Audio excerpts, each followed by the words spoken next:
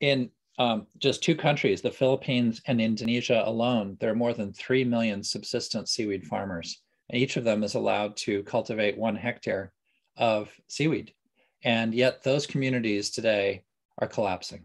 They're collapsing because the water's too warm, the nutrient levels are too low, and fundamentally, unless we can get nature back on track with having enough natural upwelling, it's this climate disruption is affecting these communities. They're on the front lines of climate disruption, not only because of these marine heat waves, but also because of the typhoons, cyclones, and hurricanes that are becoming increasingly frequent as a result of global warming. So from that perspective, we are located in the central Philippines, and we are at ground zero for a Category 5 hurricane that hits the central Philippines on December 17th. And that hurricane was devastating. It wiped out coastlines, it destroyed boats. The coastline land that we were leasing was underwater, and 4 of the 5 buildings were erased. And not only that, we were setting up a weather station to document how much wind there was, and we were worried about whether we would have enough support wires to keep the tower standing during the hurricane.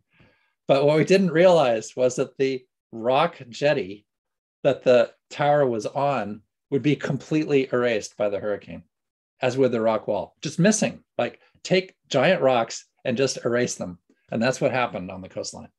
5-meter waves, 5 meters of storm tide, and 120 knot winds.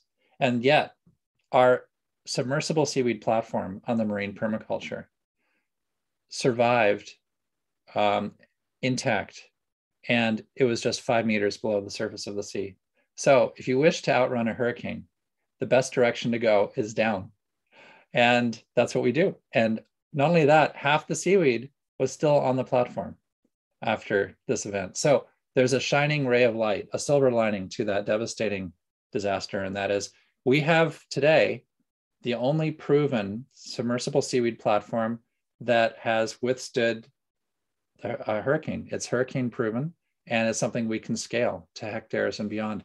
And so those subsistence seaweed communities need to utilize this kind of technology to address the problems caused by climate disruption. So I would say, from the seaweed communities of Southeast Asia to the fishermen around the world, we have sardine fishermen from the Philippines to Portugal, and they need to have livelihoods. They didn't cause the climate disruption, but they're on the front lines. They're the ones whose livelihoods are being threatened by humanity's continuing business as usual.